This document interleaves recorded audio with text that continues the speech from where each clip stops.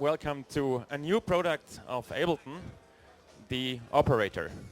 It's a synthesizer, it's a plugin for live. The operator is a pretty straightforward synthesizer. A real synthesizer, it's not sample based, it's just oscillators, modulators, filters, things like that. And when we started to develop the operator, the first aim we had in mind was to create an instrument which makes fun to play with. It stands in a tradition of instruments which had real knobs and where the first thing people did was just turning around the knobs. In soft synthesizers these days, there's this tradition of having a huge amount of presets and very complex routing and all these things, which makes it pretty difficult to get to your own sound if you feel like diving into it. So the first aim was make it simple. Everything you see here is what it is, and there's not that much more to say about it in terms of interface. It has not 20 hidden layers or something like that. It's just this. The next thing we had in mind when we developed it was to create something which sounds good, because simplicity is fine, but finally you want to use it to create something outstanding. So a lot of research went into the oscillators in there. And later on I explain you in detail what it makes special. And the third thing is, even if it's simple, it should provide something which is unique. There's a lot of details in there which allow you to do things which are quite impossible to do with other soft synths, even if it's simple. So it's simple, it sounds good, and it has a few special things. That's it, basically. Let's go into detail. If you look at this thing, it has 3 sections. Well, actually 2 of them. It's the display section and it's the shell section. Within the shell, we've got on the left side 4 oscillators. They are, first of all equal. It's just oscillator A to D, and they are capable of creating a great variety of different waveforms. And on the right side, we have an LFO. That's an audio rate LFO, so you can really modulate the oscillators in an FM style. That's something I tell you later in detail. And we have a filter section. The filter section offers the classical filter shapes like low pass, high pass, band pass, and notch filter. And we have the pitch section, and the pitch section also has the pitch envelope, a glide mode, and these things. And finally, we have the global section. In the global section, there's, well, volume at the first glance, and tone on time, 2 very unique parameters, which I also will explain later in detail. But maybe before I continue talking, I would like to ask Scott Wilkie, who had a tremendous concert yesterday, to play a little bit with the operator, and I show you a few presets. So let's start, for instance, with a nice pad sound.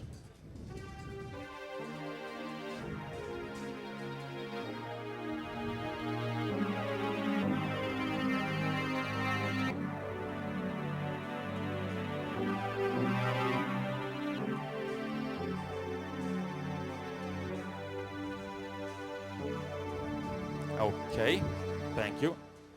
Yeah. So, yeah? No? Okay, so that was a nice pad sound. Maybe we go for a classic organ sound, like a mechanical organ.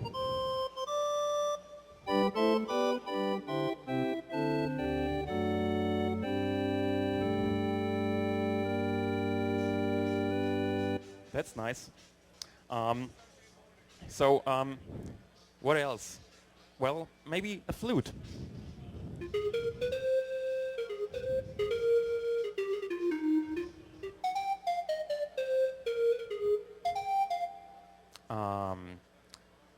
Something completely different. A snare. And you see, while Scott is playing, it's very expressive. It really reacts to velocity. And that's cool. One last sound before I start explaining further. A bass sound. classical FM bass. Oops, that's sharp. Sorry. Maybe we add a low pass filter. So, okay.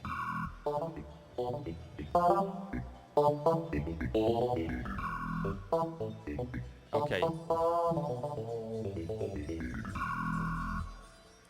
Cool. So, to get an idea, this thing can do different sounds. So let's go into detail.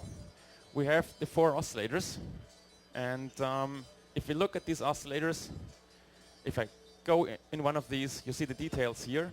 Each oscillator has its own envelope. So we have one envelope per oscillator. It's 4 envelopes. We have an envelope for the LFO, we have an envelope for the filter, and we have a pitch envelope, which means in total we have 7 envelopes. But let's stay at the oscillator first. The oscillator can have, as I said before, different waveforms. Here they are. And these waveforms are interesting because actually they are only a few ones. It's a sine wave, it's a sawtooth, it's a square wave, it's a triangular, and it's noise. So why do we have so much of these? The reason is this synth is not only a subtractive synthesizer where you have 4 oscillators going into a filter, but it's also a very powerful FM synthesizer. And this means each of these oscillators can modulate another oscillator. And the structure is what you see here. And if I click on it, I got on this page. And this page explains me how the oscillators are interacting.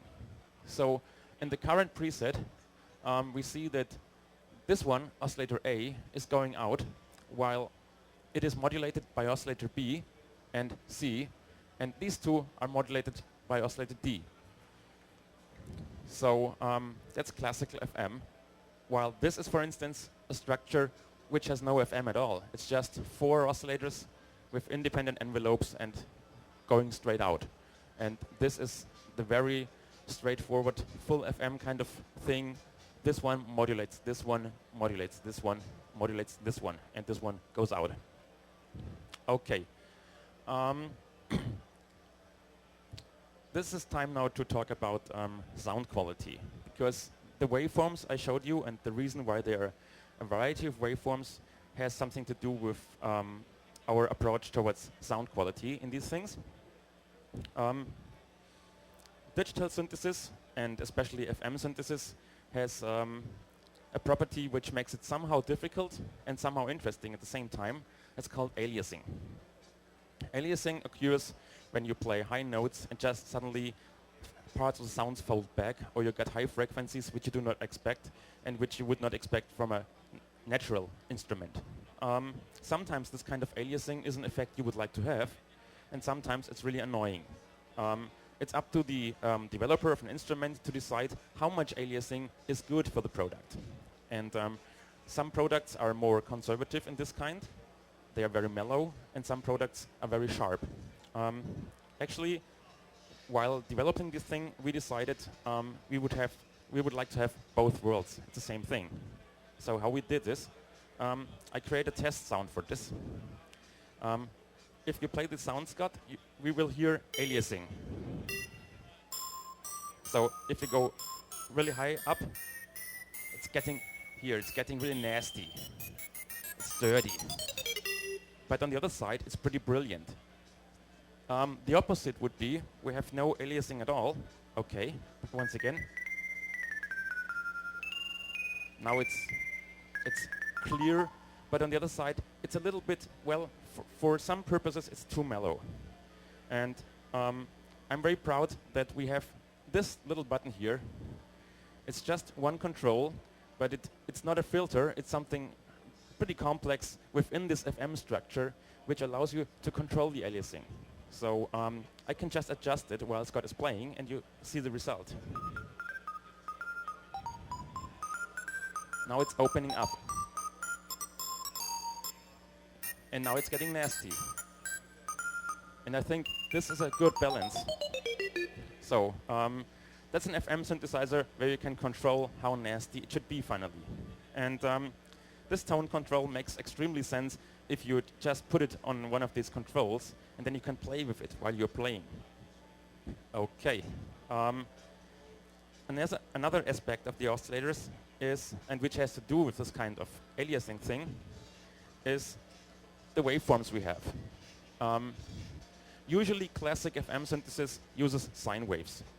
The reason for using sine waves is you get very complex results if you have just a simple waveform, and if the waveform is more complex itself, the results get very unpredictable. That's the sine wave. But sometimes you would like to do more drastic stuff using square waves and so on. But a classic square wave is way too rough for FM synthesis. And if you use a classic square wave, maybe you can just try it. You get a result which is, well, not so pleasant. Let's check. So I'm modulating the sound now, and maybe we can play just low things here. And okay, and now I choose the square wave, and it's getting very bright and very sharp. Oh yeah, that's nice. So this is square 32, which means we are synthesizing 32 partials of the square wave. And if you look at it, if you record it, it's a really sharp square wave. If I reduce the number of partials, you will realize that the square wave gets much more mellow and maybe better suited for the purpose we want. So while Scott is playing now, I just go through the other square waves.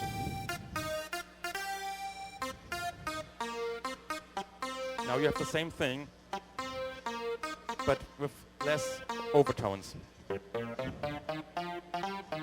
Okay. Realize everything we did now has nothing to do with filtering at all. So there's still the filter available for further manipulating the sound. Everything we did was just by doing a little bit of FM synthesis with this oscillator and going through the waveforms here. So if we want to make it further mellow or analog sounding, we just add the low pass. And maybe we add, so here's the low pass. Low pass has an envelope, but the envelope is set to 0, so you don't hear anything of the envelope. And the low pass is not reacting to velocity. So here's velocity to frequency, very simple, very straightforward. And I turn it on, and now